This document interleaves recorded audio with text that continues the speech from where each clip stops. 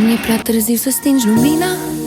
Hai, ține-mă mai strâns în brațe, că ai pornit în mine o furtună ce nu se oprește dimineață. Acum e prea târziu să stingi lumina, să consumăm momentul regăsirii. Alungăm toate gândurile negre ce stau în calea fericirii. Amor, amor, amor, amor.